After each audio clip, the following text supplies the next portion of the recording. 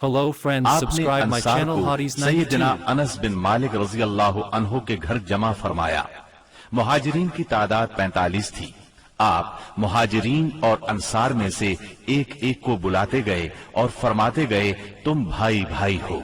پھر ہوا یہ کہ یہ اخوت حقیقی اخوت سے بھی بڑھ گئی۔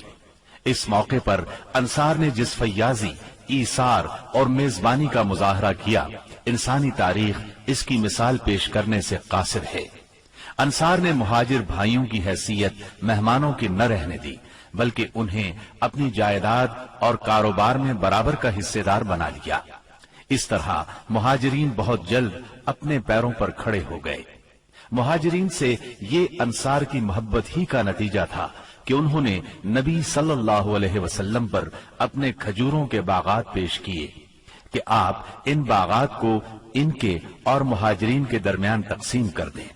آپ نے انکار فرمایا تو انصار نے مہاجرین سے کہا آپ لوگ کام کر دیا کریں، ہم پھلوں میں آپ لوگوں کو شریک کر لیں گے۔ آپ صلی اللہ علیہ وسلم نے اس تجویز کو پسند فرمایا۔ سیدنا سعد بن ربیع رضی اللہ عنہ بڑے مالدار انصاری تھے۔ انہوں نے اپنے مہاجر بھائی سیدنا عبد الرحمن بن عوف رضی اللہ عنہ سے کہا میرا مال آدھا آدھا تقسیم کر لو، میری 2 بیویاں ہیں، دیکھو جو تمہیں پسند ہو مجھے بتلا دو، میں اسے طلاق دے دیتا ہوں، عدت گزر جائے تو اس سے شادی کر لینا۔ یہ سن کر سیدنا عبد الرحمن بن عوف رضی اللہ عنہ نے فرمایا اللہ آپ کے اہل اور مال میں برکت دے، مجھے آپ بازار کا راستہ بتا دیں۔ انہوں نے بنو قینقاع کے بازار کا پتہ بتلا دیا۔ یہ بازار چلے گئے، محنت مزدوری کی، واپسی پر ان کے پاس کچھ فاضل پنیر اور گھی تھا۔ پھر تھوڑے ہی دن گزرے تھے کہ انہوں نے مال بھی کمایا اور ایک انصاری عورت سے شادی بھی کی۔ مدینے میں مسلمانوں کے علاوہ 2 اور جماعتیں بھی تھیں۔ یہ دونوں جماعتیں ہر لحاظ سے مسلمانوں سے مختلف تھیں۔ ان کا عقیدہ، دین، مصلحتیں، ضروریات، جذبات اور احساسات بالکل مسلمانوں کے خلاف تھے، اور یہ دونوں جماعتیں تھیں مشرکین اور یہود کی۔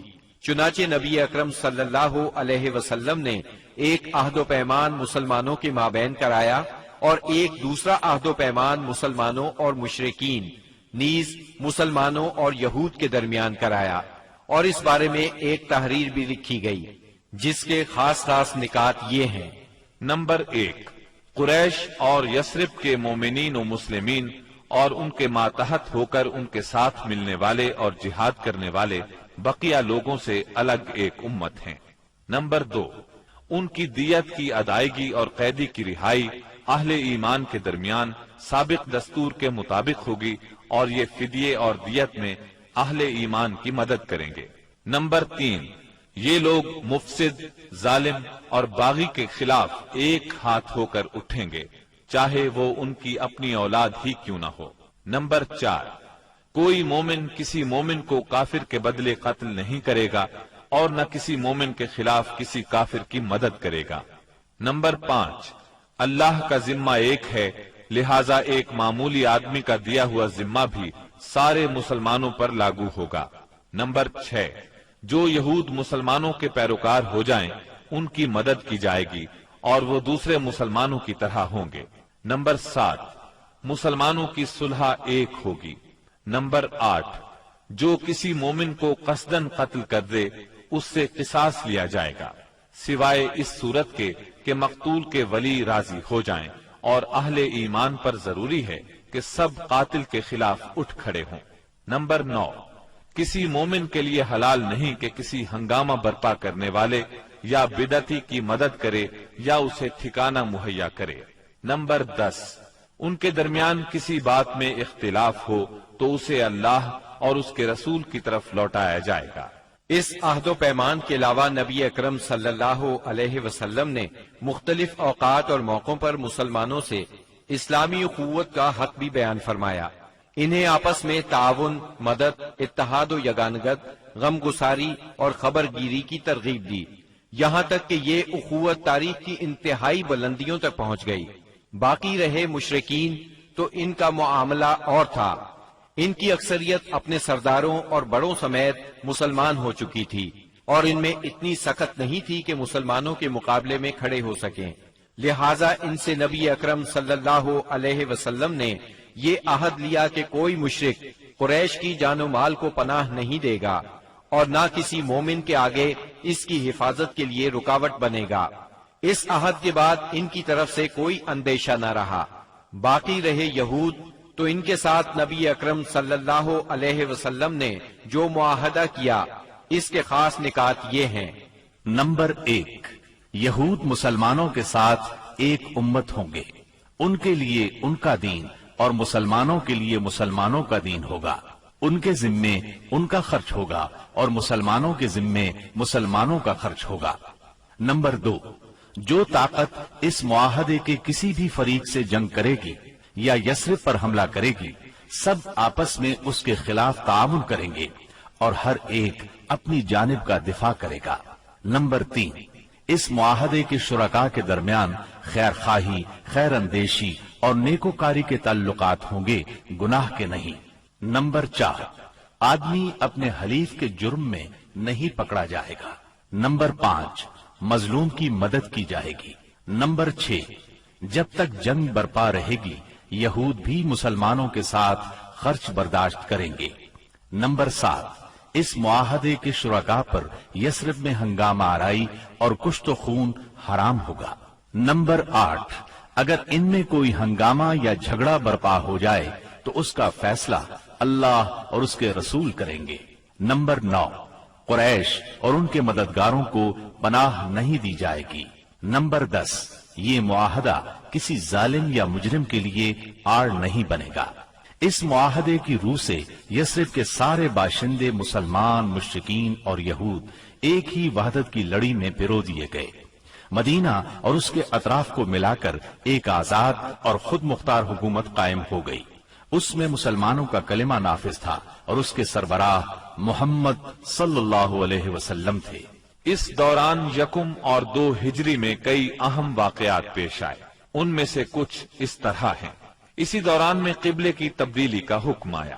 مکہ مکرمہ سے ہجرت کر کے مدینہ منورہ آنے کے بعد 16 یا 17 ماہ تک مسلمان بیت المقدس کی طرف رخ کر کے نماز پڑھتے رہے۔ اب حکم آیا کہ خانہ کعبہ یعنی مسجد الحرام کی طرف منہ کر کے نماز ادا کی جائے۔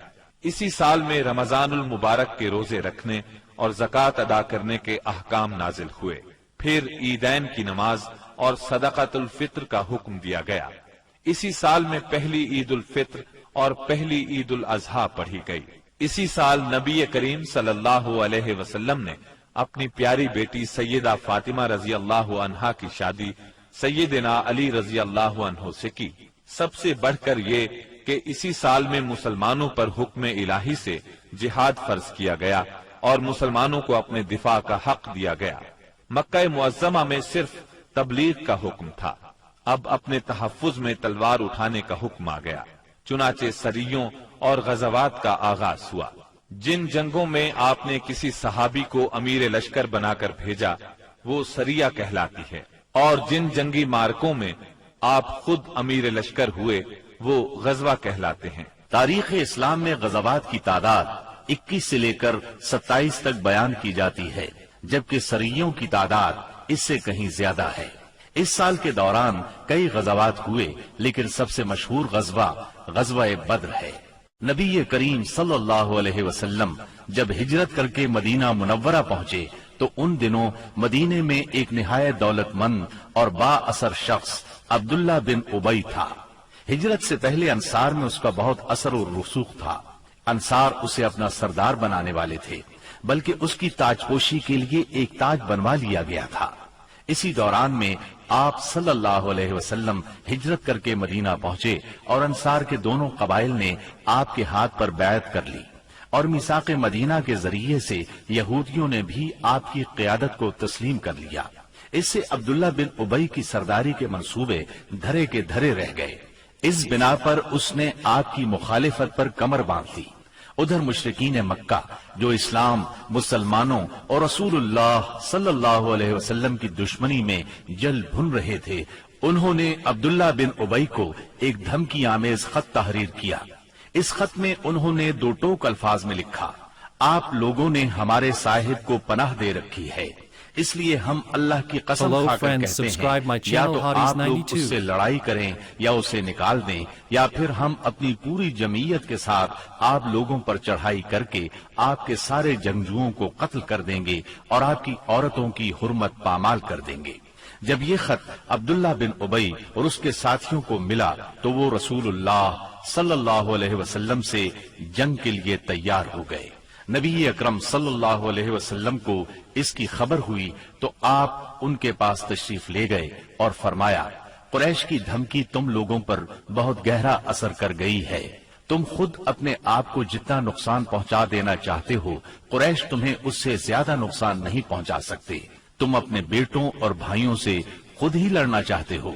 نبی اکرم صلی اللہ علیہ وسلم کی یہ بات سن کر لوگ بکھر گئے۔ اس وقت تو عبداللہ بن ابی جنگ کے ارادے سے باز آ گیا، کیونکہ اس کے ساتھی ڈھیلے پڑ گئے تھے یا بات ان کی سمجھ میں آ گئی تھی، لیکن حقیقت میں قریش کے ساتھ اس کے تعلقات خفیہ طور پر قائم رہے، کیونکہ مسلمانوں اور مشرکین کے درمیان شر اور فساد کا کوئی موقع وہ ہاتھ سے جانے نہیں دینا چاہتا تھا۔ پھر اس نے اپنے ساتھ یہود کو بھی ملا رکھا تھا تاکہ اس معاملے میں ان سے بھی مدد حاصل کرے، لیکن وہ تو نبی صلی اللہ علیہ وسلم کی حکمت تھی جو رہ رہ کر شر و فساد کی آگ کو بجھا دیتی تھی۔ مسلمانوں کی ہجرت اور مدینے میں ان کی کامیابی سے کفار مکہ بہت تل ملا رہے تھے اور مدینے پر چڑھائی کے بہانے ڈھونڈ رہے تھے۔ رسول اللہ صلی اللہ علیہ وسلم کے بڑھتے ہوئے اقتدار اور اسلام کی اشاعت نے مکہ میں ابو جہل اور ابو سفیان کو سخت بے چین کر دیا تھا۔ یہی کیفیت مدینے میں عبداللہ بن ابی کی تھی۔ اس نے قریش کے حوصلے بڑھائے اور انہیں یقین دہانی کرائی کہ اگر تم نے مدینے پر دھاوا بولا تو یہودی تمہارا ساتھ دیں گے۔ مسلمان جب سے مدینہ آئے تھے خطرات بڑھتے جا رہے تھے اور ان کے سروں پر منڈلا رہے تھے۔ یہی وجہ تھی کہ مسلمانوں نے راتوں کو جاگ جاگ کر مدینے کا پہرا دیا۔ ادھر قریش نے مدینے کو تباہ و برباد کرنے کا ارادہ کر لیا۔ اس غرض کے لیے انہوں نے کئی قبائل کو اپنا ہم نوا بنا لیا۔ چنانچہ جب نبی صلی اللہ علیہ وسلم کو خبر ہوئی تو آپ نے دو تدابیر اختیار کی۔ پہلی یہ کہ قریش کی شامی تجارت بند کر دی جائے تاکہ وہ مجبور ہو کر مدینے پر حملہ آور ہونے کا ارادہ ترک کر دیں۔ دوسرے یہ کہ مدینے کے آس پاس کے قبیلوں سے امن و امان کا معاہدہ کیا جائے تاکہ قریش جنگ مسلط کریں تو انہیں غیر جانبدار رکھا جا سکے۔ جب اللہ تعالی کی طرف سے جہاد اور قتال کی اجازت دی گئی تو رسول اللہ صلی اللہ علیہ وسلم نے کئی ایک سرایہ بھیجے اور غزوات میں حصہ لیا۔ ان کی مختصر تفصیل کچھ یوں ہے۔ اس سلسلے میں پہلا سریہ جو رسول اللہ صلی اللہ علیہ وسلم نے بھیجا وہ سریہ سیف البحر کہلاتا ہے۔ اسے آپ نے رمضان یکم ہجری بمطابق مارچ 623 عیسوی میں بھیجا اور اپنے چچا سیدنا حمزہ بن عبد المطلب رضی اللہ عنہ کو اس سریے کا امیر بنایا اور 30 مہاجرین کو ان کے زیر کمان شام سے آنے والے ایک قریشی قافلے کا پتہ لگانے کے لیے روانہ فرمایا۔ اس قافلے میں 300 آدمی تھے جن میں ابو جہل بھی تھا۔ مسلمان ایس کے اطراف میں ساحل سمندر کے پاس پہنچے تو قافلے کا سامنا ہو گیا اور دونوں فریق جنگ کے لیے صف آرا ہو گئے۔ قریب تھا کہ جنگ ہو جاتی لیکن قبیلہ جوہینہ کے سردار نے بیچ بچاؤ کرا دیا۔ دونوں فریق واپس چلے گئے۔ یہ اسلامی تاریخ کا پہلا سریہ اور پہلا فوجی عمل تھا۔ اس کا جھنڈا سفید تھا اور یہ اسلامی تاریخ کا پہلا جھنڈا تھا۔ اس کے علم بردار سیدنا ابو مرصد کناز بن حسین غنوی رضی اللہ عنہ تھے۔ اس کے بعد پے در پے سریے روانہ کیے گئے۔ چنانچہ شوال یکم ہجری میں سیدنا عبیدہ بن حارث رضی اللہ عنہ کو 60 مہاجرین کے ساتھ بطن رابغ کی وادی میں بھیجا گیا۔ وہاں ابو سفیان سے سامنا ہوا جو 200 آدمیوں کے ساتھ تھا۔ دونوں طرف سے تیر چلے لیکن جنگ نہ ہوئی۔ پھر ذی قعد یکم ہجری میں سیدنا سعد بن ابی وقاص رضی اللہ عنہ کو 20 مہاجرین کے ساتھ خرار کی طرف بھیجا گیا جو کہ جوفا کے قریب ایک مقام ہے، لیکن ان کا کسی سے سامنا نہ ہوا۔ اس کے بعد سفر 2 ہجری میں 70 مہاجرین کے ساتھ رسول اللہ صلی اللہ علیہ وسلم خود نکلے اور ابوا یا ودان تشریف لے گئے۔ مہم کا مقصد قریش کے ایک قافلے کی راہ روکنا تھا، لیکن کسی سے سامنا نہ ہوا۔ یہ پہلی مہم تھی جس میں رسول اللہ صلی اللہ علیہ وسلم بذات خود نکلے۔ اس کے بعد ربیع الاول 2 ہجری میں رسول اللہ صلی اللہ علیہ وسلم 200 صحابہ کے ساتھ روانہ ہوئے۔ مقصود قریش کا قافلہ تھا، جس میں امیہ بن خلف سمیت قریش کے 100 آدمی اور 2500 اونٹ تھے۔ آپ رضوہ کے اطراف میں مقام بواد تک تشریف لے گئے، لیکن کسی سے سامنا نہ ہوا۔ اسی مہینے میں قرز بن جابر فہری نے مشرکین کی ایک مختصر سی فوج کے ساتھ مدینہ کی چراگاہ پر چھاپا مارا اور کچھ مویشی ہانک کر لے گیا۔ رسول اللہ صلی اللہ علیہ وسلم نے 70 صحابہ کے ہمراہ اس کا تعاقب کیا اور بدر کے اطراف میں واقع وادی صفوان تک تشریف لے گئے، لیکن قرز نکل بھاگا۔ اسی واقعے کو بعض لوگ غزوہ بدر اولا بھی کہتے ہیں۔ اس کے بعد آپ جمادی الاولا یا جمادی الاخری 2 ہجری میں 150 یا 200 مہاجرین کے ساتھ ذوالعشیرہ تک تشریف لے گئے۔ مقصود قریش کے ایک قافلے کو روکنا تھا جو ملک شام جا رہا تھا، لیکن آپ کے پہنچنے سے پہلے وہ جا چکا تھا۔ اس سفر میں آپ نے بنو مدلج اور ان کے حلیف بنو زمرہ سے جنگ نہ کرنے کا معاہدہ کیا۔ پھر رجب 2 ہجری میں نبی اکرم صلی اللہ علیہ وسلم نے سیدنا عبداللہ بن جہش اسدی رضی اللہ عنہ کو 12 مہاجرین کے ساتھ مکہ اور طائف کے درمیان ایک مقام نخلہ کی طرف روانہ کیا۔ مقصد یہ تھا کہ وہ قریش کے ایک قافلے کی خبر لائیں، مگر ان لوگوں نے قافلے پر حملہ کر کے عمرو بن حضرمی کو قتل اور عبداللہ بن مغیرہ کے بیٹے عثمان اور مغیرہ کے غلام حکیم بن کیسان کو قید کر لیا اور قافلے کو ہانک لائے۔ ان کے ایسا کرنے پر آپ ان سے ناراض ہوئے، چنانچہ قیدیوں کو چھوڑ دیا گیا اور مقتول کا خون بہا ادا کیا گیا۔ یہ واقعہ رجب کی آخری تاریخ کو پیش آیا تھا، اس لیے مشرکین نے شور مچایا کہ مسلمانوں نے حرام مہینے کی حرمت پامال کر ڈالی۔ اس پر سورہ بقرہ کی آیت 217 نازل ہوئی۔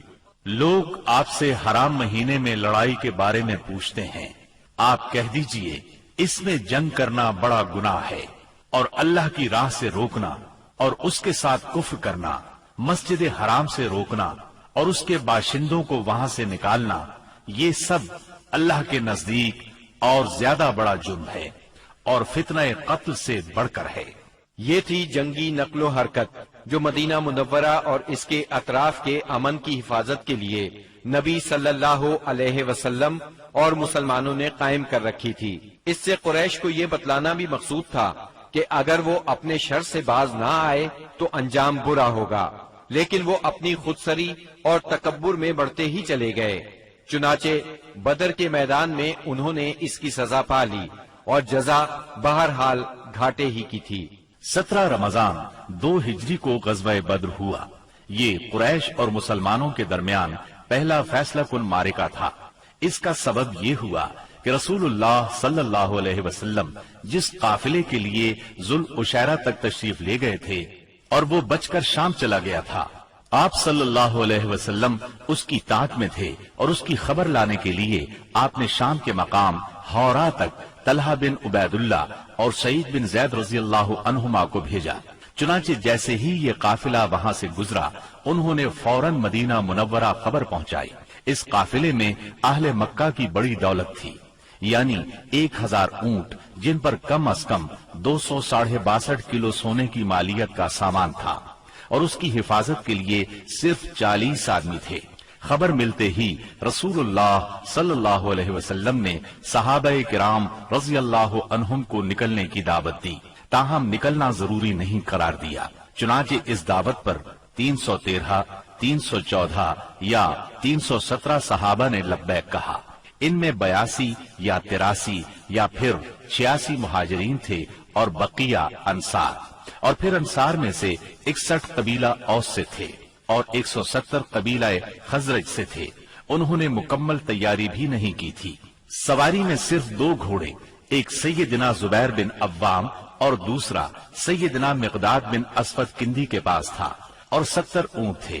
8 या 12 रमजान उल मुबारक 2 हिजरी को ये मुख्तसर फौज लेकर रसूलुल्लाह सल्लल्लाहु अलैहि वसल्लम मदीना मुनव्वरा से निकले तो बद्र मंजिल मकसूद थी। ये मदीना मुनव्वरा के जुनूब मगरिब में 155 किलोमीटर के फासले पर वाक़े है। इसे हर तरफ से बुलंद पहाड़ों ने घेर रखा है। ज्यादा हिस्सा रेतला Hello है। friends, subscribe Sahil my channel समंदर Hadi's यहाँ से 92। करीबन 10 मील के फासले पर है। यहाँ पानी का एक चश्मा है और इर्द गिर्द बागात मौजूद हैं। इस काफिले के सालार अबू सुफियान थे, जो बहुत होशियार और चौकन्ने आदमी थे। हर आने जाने वाले से मुसलमानों की नकलो हरकत के बारे में मालूम करते रहते थे। अभी वो बद्र से काफी दूर थे कि उन्हें मुसलमानों के निकलने का इल्म हो गया। चुनाचे उन्होंने फौरन काफिले का रुख मगरिब की तरफ फेर कर साहिल का रास्ता पकड़ लिया और बद्र का रास्ता मुकम्मल तौर पर छोड़ दिया। साथ ही जमजम बिन अम्र गिफारी को उजरत देकर मक्का भेजा कि जिस कदर जल्द मुमकिन हो उन्हें मुसलमानों के निकलने की इत्तिला दे दे। उसने खबर पहुंचाई तो अहले मक्का निहायत तेजी से तैयार हुए और सब के सब निकले। अबू लहब के सिवा बड़ों में से कोई पीछे न रहा। आसपास के कबाइल के लोग भी साथ ले लिए। जब ये लश्कर मकाम जुहफा पर पहुंचा तो अबू सुफियान का पैगाम मिला। इसमें उसने अपने बच निकलने की इत्तिला दी थी और ये मुतालबा किया था कि मक्का वापस पलट जाएं। चुनाचे लोगों ने वापसी का इरादा कर लिया, मगर अबू जहल ने अपने तकब्बुर और अकड़ की वजह से वापस जाने से इनकार कर दिया। कुरैश की फौज में 1000 आदमी थे, जिनके पास 100 घोड़े और 600 जिरें थी और ऊंट कसरत से थे। एक तरफ इन्हें अपनी कसरत पर नाज और साजो सामान पर फख्र था, तो दूसरी तरफ नबी करीम सल्लल्लाहु अलैहि वसल्लम इज्जो इनकिसार से अल्लाह की बारगाह में हाथ फैलाए दुआ कर रहे थे। आपकी दुआ के अल्फाज ये थे, ऐ बारी ताला, अगर मुसलमानों की ये मुट्ठी भर जमात हलाक हो गई तो रूए जमीन पर कभी तेरी इबादत न की जाएगी। ऐ अल्लाह, अगर तू चाहे तो आज के बाद कभी तेरी इबादत न की जाए। आपने खूब तजर्रो और खुलूस से दुआ की, यहाँ तक कि आपकी चादर आपके कंधों से गिर गई। सैयदना अबू बकर रज़ियल्लाहु अन्हु ने चादर दुरुस्त की और अर्ज किया, ऐ अल्लाह के रसूल, बस करें। आपने अपने रब से जी भर के दुआ फरमा ली। दोनों लश्कर आमने सामने आए तो सबसे पहले मुशरिकीन में से बेहतरीन सालार उतबा, शैबा और वलीद बिन उतबा मैदान में निकले। उतबा और शैबा रबिया के बेटे थे। उन्होंने ललकार कर कहा, आओ तुम में से कौन हमारे मुकाबले पर आता है। मुकाबले के लिए अंसार के 3 जवान निकले, एक औफ, दूसरे मुअव्विस। ये दोनों हारिस के बेटे थे, तीसरे अब्दुल्ला बिन रवाहा रज़ियल्लाहु अन्हुम। कुरैशियों ने कहा, तुम कौन लोग हो? उन्होंने कहा, हम अंसार की एक जमात हैं। कुरैशियों ने कहा, आप लोग शरीफ मद्दे मुकाबिल हैं, लेकिन हमें आपसे सरोकार नहीं। हम तो अपने चचेरे भाइयों को चाहते हैं। फिर उनके मुनादी ने आवाज लगाई, मुहम्मद, हमारे पास हमारी कौम के हमसरों को भेजो। रसूलुल्लाह सल्लल्लाहु अलैहि वसल्लम ने फरमाया, उबैदा बिन हारिस उठो, हमजा उठो, अली उठो। जब ये लोग उठे और कुरैशियों के करीब पहुंचे तो उन्होंने पूछा, आप कौन लोग हैं? उन्होंने अपना तारुफ कराया। कुरैशियों ने कहा, आप लोग शरीफ मद्दे मुकाबिल हैं। इसके बाद मारका आराई हुई। सैयदना उबैदा बिन हारिस ने उतबा बिन रबिया से मुकाबला किया। सैयदना हमजा ने शैबा से और सैयदना अली ने वलीद से। सैयदना हमजा और सैयदना अली ने अपने अपने मद्दे मुकाबिल को झट मार लिया, लेकिन उबैदा बिन हारिस और उनके मद्दे मुकाबिल के दरमियान एक एक वार का तबादला हुआ और दोनों में से हर एक ने दूसरे को गहरा जख्म लगाया। इतने में सैयदना अली और सैयदना हमजा अपने अपने शिकार से फारिग होकर आ गए। आते ही उतबा पर टूट पड़े, उसका काम तमाम किया और सैयदना उबैदा को उठा लाए। उनका पांव कट गया था और आवाज बंद हो गई थी, जो मुसलसल बंद ही रही, यहाँ तक कि जंग के चौथे या 5वें दिन जब मुसलमान मदीने से वापस होते हुए वादी सफरा से गुजर रहे थे, उनका इंतकाल हो गया। मुबारजत का नतीजा मुशरिकीन के लिए बुरा साबित हुआ। चुनाचे वो गुस्से से बेकाबू होकर मुसलमानों की सफों में तुंदी के साथ टूट पड़े। घमसान का रन पड़ा और कुश्तों के पुश्ते लग गए। इससे मुशरिकीन की सफों में इस्तिराब की लहर दौड़ गई। तागूत अकबर अबू जहल मलऊन ने अपनी सफों में इस्तिराब की इब्तिदाई लहर देखी तो चाहा कि इस सैलाब के सामने डट जाए। चुनाचे वो अपने लश्कर को ललकारता हुआ तकब्बुर के साथ कहने लगा, लात व उज़्ज़ा की कसम, हम उस वक्त तक वापस नहीं होंगे जब तक इन्हें रस्सियों में न जकड़ लें। देखो, तुम्हारा कोई आदमी इनके किसी आदमी को कत्ल न करे, बल्कि इन्हें पकड़ो और गिरफ्तार करो ताकि हम इनको इस हरकत का मजा चखाएं। लेकिन उसे इस गुरूर की हकीकत का बहुत जल्द पता लग गया, क्योंकि चंद ही लम्हे बाद मुसलमानों के हमले की तुंदी के सामने मुशरिकीन की सफ़ें फटना शुरू हो गईं। अलबत्ता अबू जहल अब भी अपने गिर्द मुशरिकीन का एक गौल लिए जमा हुआ था। इस गौल ने अबू जहल के चारों तरफ तलवारों की बाढ़ और नेजों का एक जंगल कायम कर रखा था, लेकिन गैरतमंद मुसलमानों के इस्लामी हुजूम की आंधी ने उस बाढ़ को भी बिखेर दिया और उस जंगल को भी उखेड़ दिया। इसके बाद ये तागूत अकबर दिखाई पड़ा। मुसलमानों ने देखा कि वो एक घोड़े पर चक्कर काट रहा है। इधर उसकी मौत 2 अंसारी जवानों के हाथों उसका खून चूसने की मुंतजिर थी। तागूत अकबर अबू जहल के कत्ल का इबरतनाक वाकया बयान करते हुए अब्दुर्रहमान बिन औफ रजी अल्लाह अन्हु फरमाते हैं कि मैं जंग बद्र के रोज सफ के अंदर था कि अचानक मुड़ा तो क्या देखता हूँ कि दाएं बाएं 2 नौ उम्र जवान हैं। गोया उनकी मौजूदगी से मैं हैरान हो गया कि इतने में एक ने अपने साथी से छुपाकर मुझसे कहा, चचा जान, मुझे अबू जहल को दिखला दीजिए। मैंने कहा, भतीजे तुम उसे क्या करोगे? उसने कहा, मुझे बताया गया है कि वो रसूलुल्लाह सल्लल्लाहु अलैहि वसल्लम को गाली देता है।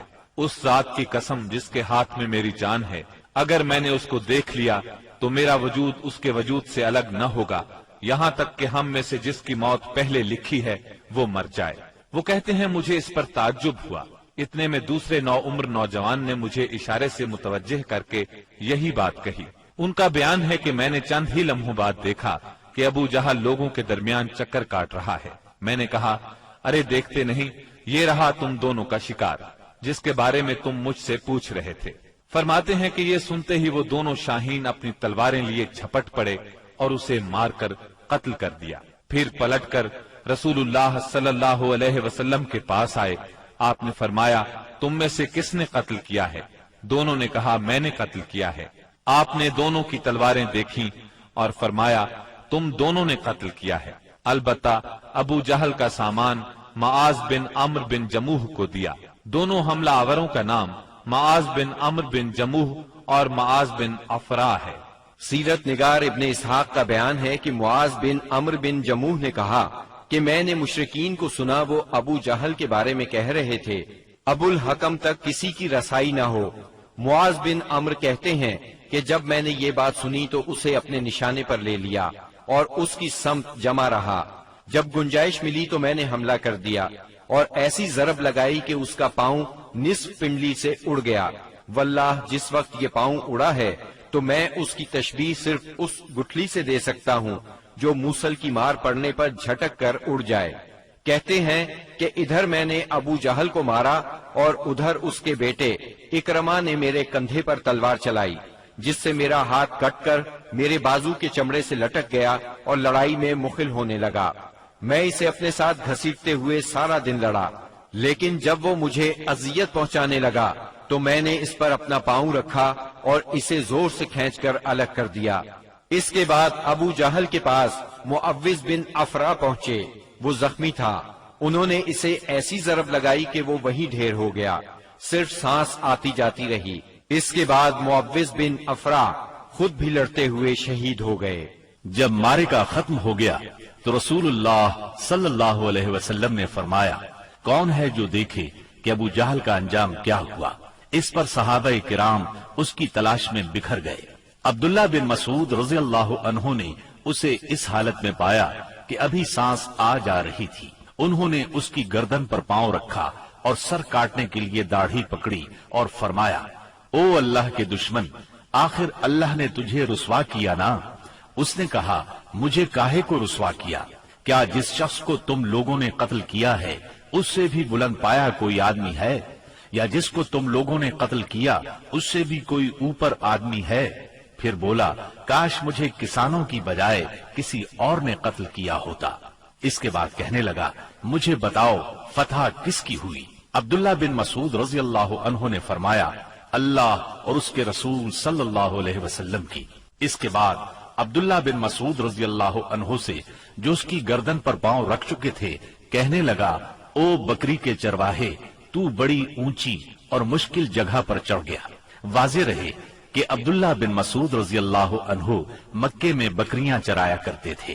اس گفتگو کے بعد عبداللہ بن مسعود رضی اللہ عنہ نے اس کا سر کاٹ لیا اور رسول اللہ صلی اللہ علیہ وسلم کی خدمت میں لا کر حاضر کرتے ہوئے عرض کیا، یا رسول اللہ صلی اللہ علیہ وسلم، یہ رہا اللہ کے دشمن ابو جہل کا سر۔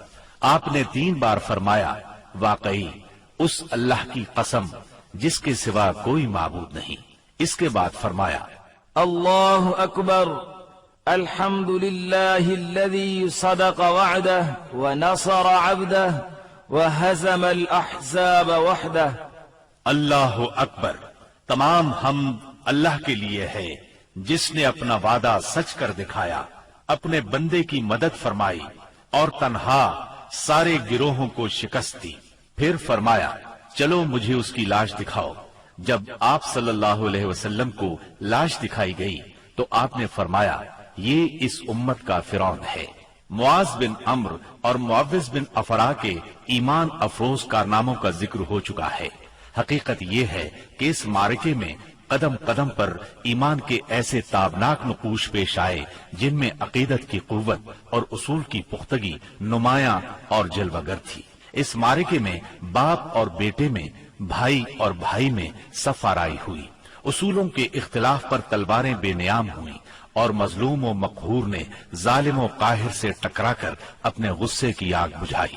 ابن عباس رضی اللہ عنہ سے روایت ہے کہ نبی صلی اللہ علیہ وسلم نے صحابہ کرام سے فرمایا، مجھے معلوم ہے کہ بنو ہاشم وغیرہ کے کچھ لوگ زبردستی میدان جنگ میں لائے گئے ہیں، انہیں ہماری جنگ سے کوئی سروکار نہیں ہے، لہٰذا بنو ہاشم کا کوئی آدمی کسی کی زد میں آ جائے تو وہ قتل نہ کرے، اور ابو البختری بن ہشام کسی کی زد میں آ جائے تو وہ اسے قتل نہ کرے، اور عباس بن عبد المطلب کسی کی زد میں آ جائے تو وہ بھی انہیں قتل نہ کرے، کیونکہ وہ بالجبر لائے گئے ہیں۔ اس پر عتبہ کے صاحبزادے ابو حذیفہ رضی اللہ عنہ نے کہا، کیا ہم اپنے باپ بیٹوں، بھائیوں اور کنبے قبیلے کے لوگوں کو قتل کریں گے اور عباس کو چھوڑ دیں گے؟ اللہ کی قسم، اگر اس سے میری مٹ بھیڑ ہو گئی تو میں اسے تلوار کی لگام پہنا دوں گا۔ یہ خبر رسول اللہ صلی اللہ علیہ وسلم کو پہنچی تو آپ نے عمر بن خطاب رضی اللہ عنہ سے فرمایا، کیا رسول اللہ صلی اللہ علیہ وسلم کے چچا کے چہرے پر تلوار ماری جائے گی؟ عمر رضی اللہ عنہ نے کہا، یا رسول اللہ، مجھے چھوڑیے، میں تلوار سے اس شخص کی گردن اڑا دوں، کیونکہ اللہ کی قسم یہ شخص منافق ہو گیا ہے۔ بعد میں ابو حذیفہ رضی اللہ عنہ کہا کرتے تھے، اس دن میں نے جو بات کہہ دی تھی اس کی وجہ سے مجھے برابر خوف لگا رہتا ہے، صرف یہی صورت ہے کہ میری شہادت اس کا کفارہ بن جائے، اور بالآخر وہ یمامہ کی جنگ میں شہید ہو ہی گئے۔ ابو البختری کو قتل کرنے سے اس لیے منع کیا گیا تھا کہ مکے میں یہ شخص سب سے زیادہ رسول اللہ صلی اللہ علیہ وسلم کی ایذا رسانی سے اپنا ہاتھ روکے ہوئے تھا، آپ کو کسی قسم کی تکلیف نہ پہنچاتا تھا اور نہ اس کی طرف سے کوئی ناگوار بات سننے میں آتی تھی، اور یہ ان لوگوں میں سے تھا جنہوں نے بنی ہاشم اور بنی مطلب کے بائیکاٹ کا صحیفہ چاک کیا تھا۔ لیکن ان سب کے باوجود ابو البختری کو قتل کر دیا گیا۔ ہوا یہ کہ مجزر بن زیاد سے اس کی مد بھیڑ ہو گئی، اس کے ساتھ اس کا ایک اور ساتھی بھی تھا، دونوں ساتھ ساتھ لڑ رہے تھے۔ مجزر نے کہا، ابو البختری، رسول اللہ صلی اللہ علیہ وسلم نے ہمیں آپ کو قتل کرنے سے منع کیا ہے۔ اس نے کہا، اور میرا ساتھی؟ مجزر نے کہا، نہیں واللہ ہم آپ کے ساتھی کو نہیں چھوڑ سکتے۔ اس نے کہا، اللہ کی قسم، تب میں اور وہ دونوں مریں گے۔ اس کے بعد دونوں نے لڑائی شروع کر دی، مجزر نے مجبوراً اسے بھی قتل کر دیا۔ مکے کے اندر جاہلیت کے زمانے سے عبد الرحمن بن عوف رضی اللہ عنہ اور امیہ بن خلف میں باہم دوستی تھی۔ جنگ بدر کے روز امیہ اپنے لڑکے علی کا ہاتھ پکڑے کھڑا تھا کہ اتنے میں ادھر سے عبد الرحمن بن عوف کا گزر ہوا۔ وہ دشمن سے کچھ زرہیں چھین کر لادے لیے جا رہے تھے۔ امیہ نے انہیں دیکھ کر کہا، کیا تمہیں میری ضرورت ہے؟ میں تمہاری ان زرہوں سے بہتر ہوں۔ آج جیسا منظر تو میں نے دیکھا ہی نہیں۔ کیا تمہیں دودھ کی حاجت نہیں؟ مطلب یہ تھا کہ جو مجھے قید کرے گا میں اسے فدیے میں خوب ددھیل اونٹنیاں دوں گا۔ یہ سن کر عبد الرحمن بن عوف رضی اللہ عنہ نے زرہیں پھینک دی اور دونوں کو گرفتار کر کے آگے بڑھے۔ عبد الرحمن بن عوف رضی اللہ عنہ کہتے ہیں کہ میں امیہ اور اس کے بیٹے کے درمیان چل رہا تھا کہ امیہ نے پوچھا، آپ لوگوں میں کون سا آدمی تھا جو اپنے سینے پر شتر مرغ کا پر لگائے ہوئے تھا؟ میں نے کہا، وہ حمزہ بن عبد المطلب رضی اللہ عنہ تھے۔ امیہ نے کہا، یہی شخص ہے جس نے ہمارے اندر تباہی مچا رکھی تھی۔ سیدنا عبد الرحمن رضی اللہ عنہ کہتے ہیں کہ واللہ میں ان دونوں کو لیے جا رہا تھا کہ اچانک بلال رضی اللہ عنہ نے امیہ کو میرے ساتھ دیکھ لیا تو انہوں نے کہا، او ہو کفار کا سرغنہ امیہ بن خلف، اب یا تو میں بچوں گا یا یہ بچے گا۔ میں نے کہا، اے بلال رضی اللہ عنہ، یہ میرا قیدی ہے۔ انہوں نے کہا، اب یا تو میں رہوں گا یا یہ رہے گا۔ پھر نہایت بلند آواز سے پکارا، اے اللہ کے مددگارو، یہ رہا کفار کا سرغنہ امیہ بن خلف، اب یا تو میں رہوں گا یا یہ رہے گا۔ عبد الرحمن بن عوف رضی اللہ عنہ کہتے ہیں کہ اتنے میں لوگوں نے ہمیں گھیرے میں لے لیا۔ میں ان کا بچاؤ کر رہا تھا مگر ایک آدمی نے تلوار سے اس کے بیٹے کے پاؤں پر ضرب لگائی اور وہ وہیں گر گیا۔ ادھر امیہ نے اتنے زور سے چیخ ماری کہ میں نے ویسی چیخ کبھی سنی ہی نہ تھی۔ میں نے کہا، نکل بھاگو، مگر آج بھاگنے کی گنجائش نہیں۔ اللہ کی قسم میں تمہارے کچھ کام نہیں آ سکتا۔ عبد الرحمن رضی اللہ عنہ فرماتے ہیں کہ لوگوں نے اپنی تلواروں سے ان دونوں کو کاٹ کر ان کا کام تمام کر دیا۔ اس کے بعد عبد الرحمن بن عوف رضی اللہ عنہ کہا کرتے تھے، اللہ بلال رضی اللہ عنہ پر رحم کرے، میری زرہیں بھی گئیں اور میرے قیدی کے بارے میں مجھے تڑپا بھی دیا۔ سیدنا عمر بن خطاب رضی اللہ عنہ نے اپنے ماموں عاص بن ہشام بن مغیرہ کو قتل کیا۔ سیدنا ابو بکر صدیق رضی اللہ عنہ نے اپنے بیٹے عبد الرحمن کو، جو اس وقت مشرکین کے ہمراہ تھے، پکار کر کہا، او خبیث، میرا مال کہاں ہے؟ عبد الرحمن نے جواب میں ایک شعر کہا جس کا ترجمہ یوں ہے، ہتھیار، تیز رو گھوڑے اور اس تلوار کے سوا کچھ باقی نہیں جو بڑھاپے کی گمراہی کا خاتمہ کرتی ہے۔ جس وقت مسلمانوں نے مشرکین کی گرفتاری شروع کی، رسول اللہ صلی اللہ علیہ وسلم چھپر میں تشریف فرما تھے اور سعد بن معاذ رضی اللہ عنہ تلوار حمائل کیے دروازے پر پہرا دے رہے تھے۔ رسول اللہ صلی اللہ علیہ وسلم نے دیکھا کہ سعد رضی اللہ عنہ کے چہرے پر لوگوں کی اس حرکت کا ناگوار اثر پڑ رہا ہے۔ آپ نے فرمایا، اے سعد، ایسا محسوس ہوتا ہے کہ تم کو مسلمانوں کا یہ کام ناگوار ہے۔ انہوں نے کہا، جی ہاں، اللہ کی قسم، اے اللہ کے رسول، یہ اہل شرک کے ساتھ پہلا معرکہ ہے جس کا موقع اللہ نے ہمیں فراہم کیا ہے، اس لیے اہل شرک کو باقی چھوڑنے کی بجائے مجھے یہ بات زیادہ پسند ہے کہ انہیں خوب قتل کیا جائے اور اچھی طرح کچل دیا جائے۔ اس جنگ میں عکاشہ بن محصن اسدی رضی اللہ عنہ کی تلوار ٹوٹ گئی۔ وہ رسول اللہ صلی اللہ علیہ وسلم کی خدمت میں حاضر ہوئے۔ آپ نے انہیں ایک چھڑی تھما دی اور فرمایا، عکاشہ، اسی سے لڑائی کرو۔ عکاشہ نے اسے رسول اللہ صلی اللہ علیہ وسلم سے لے کر ہلایا تو وہ ایک لمبی، مضبوط اور چمچم کرتی ہوئی سفید تلوار میں تبدیل ہو گئی۔ پھر انہوں نے اسی سے لڑائی کی یہاں تک کہ اللہ نے مسلمانوں کو فتح نصیب فرمائی۔ اس تلوار کا نام اون یعنی مدد رکھا گیا تھا۔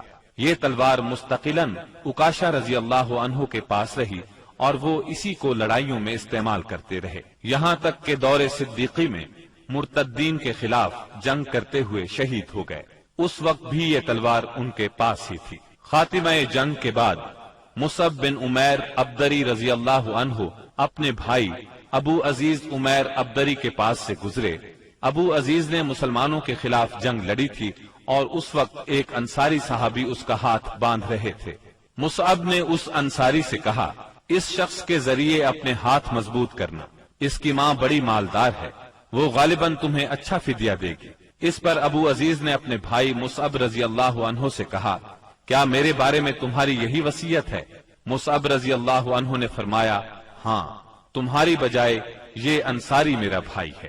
جب مشرکین کی لاشوں کو کنویں میں ڈالنے کا حکم دیا گیا اور عتبہ بن ربیعہ کو کنویں کی طرف گھسیٹ کر لے جایا جانے لگا تو رسول اللہ صلی اللہ علیہ وسلم نے اس کے صاحبزادے ابو حذیفہ رضی اللہ عنہ کے چہرے پر نظر ڈالی، دیکھا تو غمزدہ تھے، چہرہ بدلا ہوا تھا۔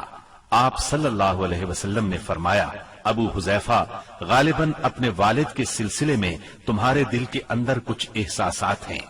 انہوں نے کہا، نہیں واللہ یا رسول اللہ، میرے اندر میرے باپ کے بارے میں اور ان کے قتل کے بارے میں ذرا بھی لرزش نہیں، البتہ میں اپنے باپ کے متعلق جانتا تھا کہ ان میں سوجھ بوجھ ہے، دور اندیشی اور فضل و کمال ہے، اس لیے میں آس لگائے بیٹھا تھا کہ یہ خوبیاں انہیں اسلام تک پہنچا دیں گی، لیکن اب ان کا انجام دیکھ کر اور اپنی توقع کے خلاف کفر پر ان کا خاتمہ دیکھ کر مجھے افسوس ہے۔ اس پر رسول اللہ صلی اللہ علیہ وسلم نے سیدنا ابو حذیفہ رضی اللہ عنہ کے حق میں دعائے خیر فرمائی اور ان سے بھلی بات کہی۔ آخرکار اسلام نے کفر پر فتح پائی۔ اس غزوہ بدر میں قریش کا سردار ابو جہل بھی مارا گیا۔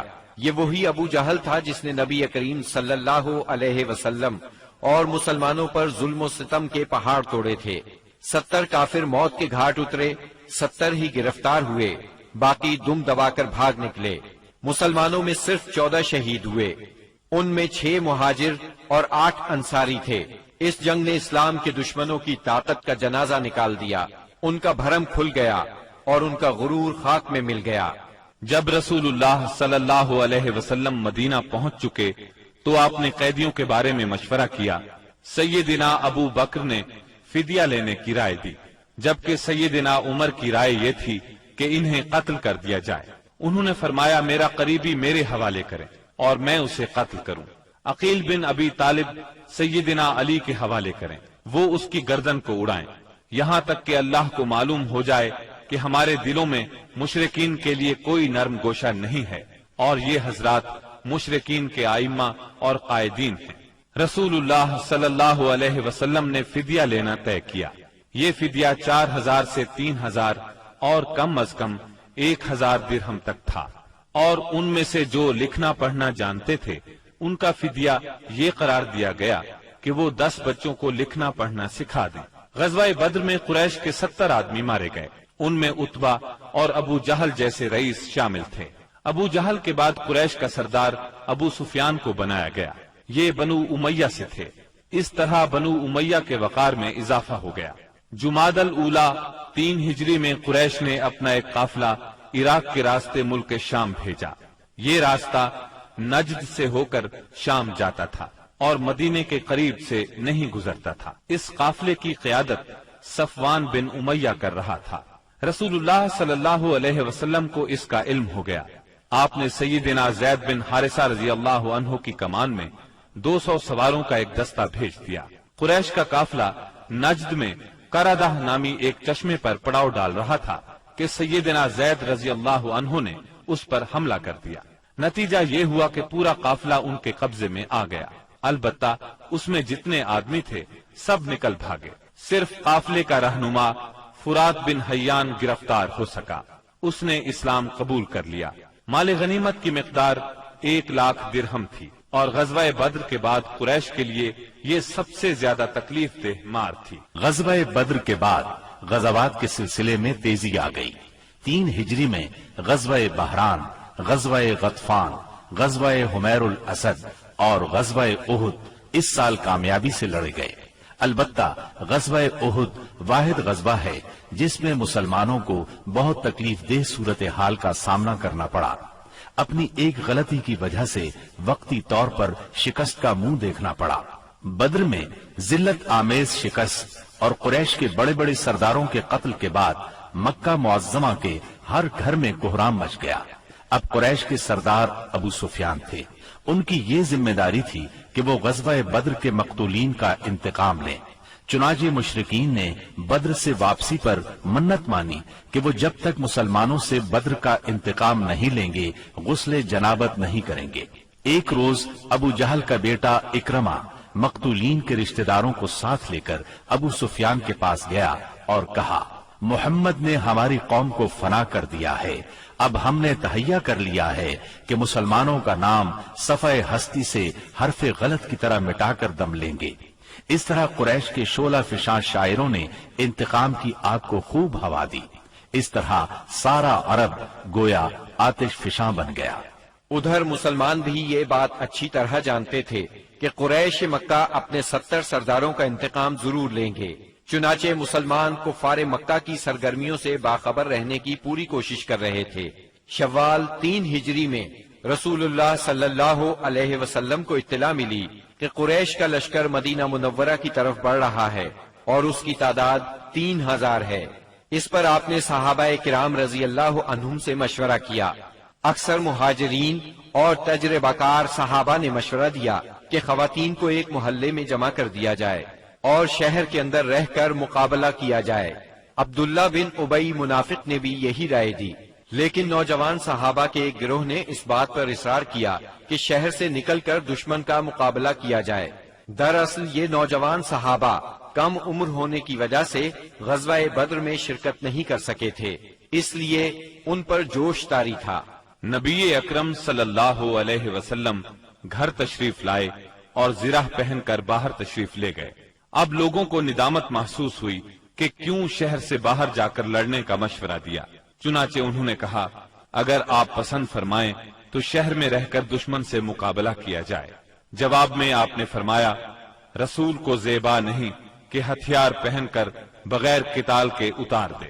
چنانچہ آپ 1000 کا لشکر لے کر مدینہ منورہ سے نکلے۔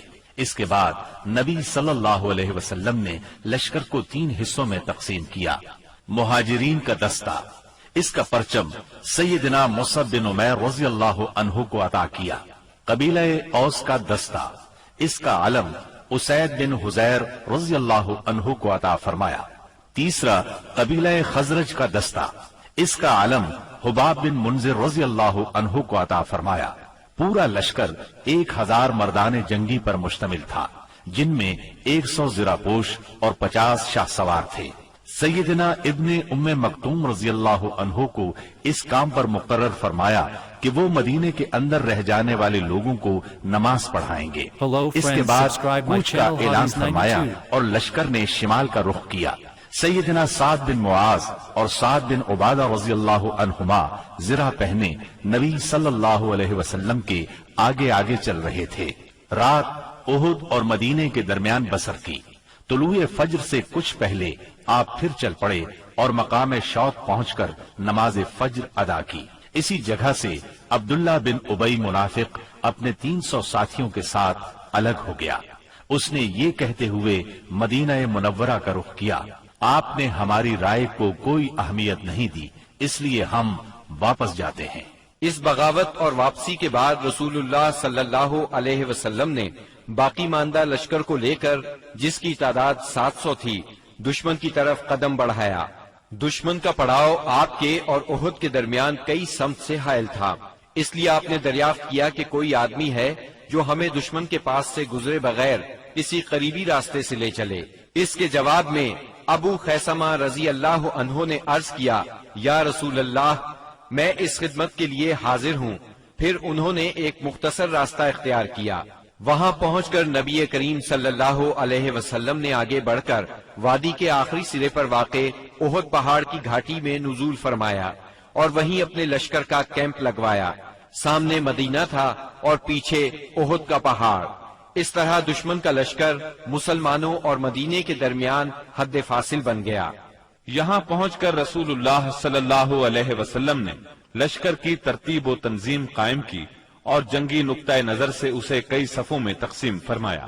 ان کی کمان سیدنا عبداللہ بن جبیر بن نعمان رضی اللہ عنہ کے سپرد کی اور انہیں وادی کنات کے جنوبی کنارے پر واقع ایک چھوٹی سی پہاڑی پر، جو اسلامی لشکر کے کیمپ سے کوئی 150 میٹر جنوب مشرق میں واقع ہے اور اب جبل رومات کے نام سے مشہور ہے، تعینات فرمایا اور انہیں ہدایات دیتے ہوئے فرمایا، اگر تم لوگ دیکھو کہ ہمیں پرندے اچک رہے ہیں تو بھی اپنی جگہ نہ چھوڑنا یہاں تک کہ میں بلا بھیجوں، اور اگر تم دیکھو کہ ہم نے قوم کو شکست دی ہے اور انہیں کچل دیا ہے تو بھی اپنی جگہ نہ چھوڑنا یہاں تک کہ میں بلا بھیجوں۔ باقی لشکر کی ترتیب یہ تھی، دائیں جانب والے لشکر پر سیدنا منذر بن عمرو مقرر تھے، اور بائیں جانب والے لشکر پر زبیر بن عوام، اور ان کا معاون سیدنا مقداد بن اسود کو بنایا گیا۔ سیدنا زبیر کو یہ مہم بھی سونپی گئی کہ وہ خالد بن ولید کے شاہ سواروں کی راہ روکے رکھیں۔ اس ترتیب کے علاوہ صف کے اگلے حصے میں ایسے ممتاز اور منتخب بہادر مسلمان رکھے گئے جن کی جانبازی اور دلیری کا شہرہ تھا اور جنہیں ہزاروں کے برابر مانا جاتا تھا۔ یہ منصوبہ بڑی باریکی اور حکمت پر مبنی تھا، جس سے نبی کریم صلی اللہ علیہ وسلم کی فوجی قیادت کی عبقریت کا پتہ چلتا ہے، اور ثابت ہوتا ہے کہ کوئی کمانڈر کیسا ہی بالیاقت کیوں نہ ہو، آپ سے زیادہ باریک اور باحکمت منصوبہ تیار نہیں کر سکتا۔ یہ تھی نبی کریم صلی اللہ علیہ وسلم کی لشکر کی ترتیب و تنظیم، جو 7 شوال 3 ہجری کی صبح عمل میں آئی۔ ادھر مشرکین نے بھی صف بندی ہی کے اصول پر اپنے لشکر کو منظم کیا تھا۔ ان کا سپہ سالار ابو سفیان تھا، جس نے قلب لشکر میں اپنا مرکز بنایا تھا۔ دائیں جانب خالد بن ولید سالار تھے جو ابھی مشرک تھے، اور بائیں جانب کا سالار اکرمہ بن ابو جہل تھا۔ پیدل فوج کی کمان صفوان بن امیہ کے پاس تھی، اور تیر اندازوں پر عبداللہ بن ربیہ مقرر ہوئے۔ جھنڈا بنو عبد الدار کی ایک چھوٹی سی جماعت کے ہاتھ میں تھا۔ اس کے بعد دونوں فریق آمنے سامنے اور قریب آ گئے اور لڑائی کا مرحلہ شروع ہو گیا۔ جنگ کے پہلے مرحلے کی ابتدا مشرکین کے علمبردار طلحہ بن ابی طلحہ سے ہوئی۔ اس نے مسلمانوں کو للکارا۔ اس کی للکار سن کر سیدنا زبیر رضی اللہ عنہ فوراً صف سے نکل کر آگے آئے، اس کے مقابل ہوئے، بڑھ کر ایک بھرپور وار کیا۔ طلحہ فوراً ہی جہنم رسید ہو گیا۔ طلحہ کے گرتے ہی جھنڈا اس کے بھائی عثمان نے اٹھا لیا اور مسلمانوں کو مقابلے کے لیے پکارا۔ اب سیدنا حمزہ رضی اللہ عنہ آگے بڑھے اور عثمان کے کندھے پر اس زور سے تلوار ماری کہ کمر تک اتر گئی۔ اس طرح قریش کے 12 علمبردار یکے بعد دیگرے قتل ہوئے۔ پھر عام لڑائی شروع ہوئی۔ گھمسان کی جنگ چھڑ گئی۔ اس میں مسلمانوں کا پلہ بھاری رہا۔ مشرکین شکست کھا کر بھاگ نکلے۔ انہیں جوش دلانے والی عورتیں بھی بھاگ کھڑی ہوئیں۔ مسلمانوں نے مشرکین کو گھیر لیا، انہیں مارنے لگے، ساتھ ساتھ مال غنیمت لوٹنے لگے۔ ایسے میں درے پر موجود 50 تیر اندازوں سے وہ غلطی ہو گئی جس نے لڑائی کا پانسا پلٹ دیا۔ ہوا یوں کہ نبی اکرم صلی اللہ علیہ وسلم نے ان 50 تیر اندازوں کو یہ ہدایت فرمائی تھی کہ اس درے کو کسی حال میں نہ چھوڑنا، لیکن جب مسلمانوں کو کامیابی ہوئی، کافر بھاگنے لگے اور مسلمان انہیں مارنے کاٹنے کے ساتھ ساتھ مال غنیمت بھی لوٹنے لگے، تو انہوں نے بھی درہ چھوڑ دیا اور مال غنیمت لوٹنے کے لیے دوڑ پڑے۔ تیر اندازوں کے سردار سیدنا عبداللہ بن جبیر رضی اللہ عنہ نے انہیں روکنے کی کوشش کی، لیکن وہ مال غنیمت کی طرف متوجہ ہو گئے۔ قریشی فوج میں خالد بن ولید موجود تھے۔ انہیں اللہ نے غضب کی جنگی مہارت عطا کی تھی۔ انہوں نے اپنی مہارت سے فوراً بھانپ لیا کہ موقع بہت اچھا ہے، مسلمانوں پر اس درے کی طرف سے حملہ کر دینا چاہیے۔ چنانچہ انہوں نے اپنے دستے کو ساتھ لیا اور چکر کاٹ کر درے تک پہنچ گئے۔ وہاں سیدنا عبداللہ بن جبیر رضی اللہ عنہ اور ان کے ساتھیوں کو شہید کر کے یہ لوگ پیچھے کی طرف سے مسلمانوں پر ٹوٹ پڑے۔ اس طرح مسلمان دونوں طرف سے گھیرے میں آ گئے۔ اس طرح 700 مسلمانوں کی فوج اچانک 3000 کے نرغے میں آ گئی۔ زبردست جنگ ہوئی، 70 صحابہ شہید ہو گئے، مسلمان منتشر ہو کر رہ گئے۔ اسلامی فوج کے علمبردار سیدنا مصعب بن عمیر رضی اللہ عنہ کی شکل و صورت رسول اللہ صلی اللہ علیہ وسلم سے بہت ملتی جلتی تھی۔ وہ شہید ہو گئے تو بعض لوگوں نے سمجھا رسول اللہ صلی اللہ علیہ وسلم شہید ہو گئے۔ اس خبر سے اسلامی فوج بد دل ہو گئی، ان میں سراسیمگی پھیل گئی، وہ مایوس ہو گئے۔ بڑے بڑے بہادروں کی طاقت جواب دے گئی۔ کچھ دیر بعد اتفاق سے کعب بن مالک رضی اللہ عنہ نے رسول اللہ صلی اللہ علیہ وسلم کو دیکھ لیا وہ بلند آواز سے پکارے، مسلمانوں رسول اللہ صلی اللہ علیہ وسلم زندہ ہے۔ مسلمان اس طرف لپکے اور آپ کو حلقے میں لے لیا۔ لڑائی کے دوران میں ایک پتھر آپ صلی اللہ علیہ وسلم کی پیشانی مبارک پر لگا، اس سے زرہ کی 2 کڑیاں آپ کی پیشانی میں دھس گئیں۔ ایک اور پتھر آ کر لگا، اس سے آپ کے 2 دانت شہید ہو گئے۔ مسلمانوں کے پھر پلٹ آنے پر آخر کافروں کو بھاگتے بنی۔ 70 مسلمانوں کی لاشیں خون اور مٹی میں لت پت پڑی تھی۔ کفار نے انتقام کی آگ کو اس طرح ٹھنڈا کیا کہ ان میں سے اکثر کے ناک اور کان کاٹ لیے۔ آپ کے چچا سیدنا حمزہ رضی اللہ عنہ کی ناش کے بھی ناک کان کاٹ ڈالے گئے۔ سرور کائنات صلی اللہ علیہ وسلم نے چچا کی لاش دیکھی تو آپ دیدہ ہو گئے، تاہم صبر فرمایا۔ قریش مکہ کے لیے دعا فرمائی، اے اللہ میری قوم کو ہدایت فرما کیونکہ وہ مجھے نہیں جانتے۔ اس کے بعد آپ مسلمان زخمیوں اور شہیدوں کی خبر لینے کے لیے میدان میں تشریف لائے۔ بعض لوگ اس وقت تک بعض شہداء کو مدینے کی طرف لے چلے تھے۔ آپ نے انہیں حکم دیا کہ انہیں ان کی شہادت گاہوں میں واپس لایا جائے اور سارے شہداء کو غسل اور نماز جنازہ کے بغیر ان کے کپڑوں ہی میں دفن کیا جائے۔ آپ نے 2 اور 3 شہیدوں کو ایک ہی قبر میں دفن کیا، اور ایسا بھی ہوا کہ 2 شہیدوں کو ایک ہی کپڑے میں دفن کیا گیا۔ درمیان میں اسخر گھاس ڈال دی گئی۔ لحد میں اس شخص کو آگے کیا جسے قرآن زیادہ یاد تھا۔ آپ نے فرمایا، میں ان لوگوں کے بارے میں قیامت کے دن گواہی دوں گا۔ لوگوں نے سیدنا حنظلہ بن ابی عامر رضی اللہ عنہ کی لاش اس حالت میں پائی کہ وہ زمین سے اوپر اٹھی ہوئی تھی اور اس سے پانی ٹپک رہا تھا۔ رحمت دو عالم صلی اللہ علیہ وسلم نے فرمایا، فرشتے انہیں غسل دے رہے ہیں۔ ان کا واقعہ یہ ہے کہ ان کی نئی شادی ہوئی تھی، بیوی کے ساتھ ہی تھے کہ جنگ کی دعوت کانوں میں پڑی۔ وہ بیوی کو چھوڑ کر سیدھے میدان جنگ میں آ گئے، پھر حالت جنابت ہی میں لڑتے ہوئے شہید ہو گئے۔ چنانچہ فرشتوں نے انہیں غسل دیا، اس لیے انہیں غسیل الملائکہ کہا جاتا ہے۔ سیدنا حمزہ رضی اللہ عنہ کو اتنی چھوٹی چادر میں دفنا دیا گیا کہ اگر سر ڈھانکا جاتا تو پاؤں کھل جاتے تھے اور پاؤں ڈھانکے جاتے تو سر کھل جاتا تھا۔ چنانچہ پاؤں پر اذخر گھاس ڈال دی گئی۔ یہی صورتحال سیدنا مصعب بن عمیر رضی اللہ عنہ کے ساتھ پیش آئی۔ شہداء کے دفن اور ان کے لیے دعا کے بعد نبی اکرم صلی اللہ علیہ وسلم اور صحابہ کرام مدینے کی طرف چلے۔ راستے میں کچھ عورتیں ملی جن کے عزیز شہید ہوئے تھے۔ نبی صلی اللہ علیہ وسلم نے انہیں تسلی دی اور ان کے لیے دعا فرمائی۔ بنو دینار کی ایک خاتون آئی جن کے شوہر، بھائی اور باپ شہید ہو گئے تھے۔ جب انہیں ان کے عزیزوں کی شہادت کی خبر دی گئی تو بولی، رسول اللہ صلی اللہ علیہ وسلم کی کیا خبر ہے؟ انہیں بتایا گیا رسول اللہ صلی اللہ علیہ وسلم خیریت سے ہیں۔ وہ بولی، میں آپ کو دیکھنا چاہتی ہوں۔ لوگوں نے اشارے سے بتایا۔ جب ان کی نظر آپ پر پڑی تو بولی، کل مصیبت بعدک جلل، کہ آپ کے بعد ہر مصیبت ہیچ ہے۔ مدینے پہنچ کر مسلمانوں نے ہنگامی حالت میں رات گزاری۔ جسموں پر زخم ہی زخم تھے، تھکن سے بدن چور چور تھے اور غم و الم کی کیفیت طاری تھی۔ اس کے باوجود وہ مدینے کا پہرا دیتے رہے اور رسول اللہ صلی اللہ علیہ وسلم کی پہرے داری کرتے رہے۔ ادھر رسول اللہ صلی اللہ علیہ وسلم نے محسوس کیا کہ دشمن کی نقل و حرکت پر نظر رکھنا ضروری ہے تاکہ وہ مدینے کا رخ کریں تو ان سے کھلے میدان ہی میں 2 ہاتھ کر لیے جائیں۔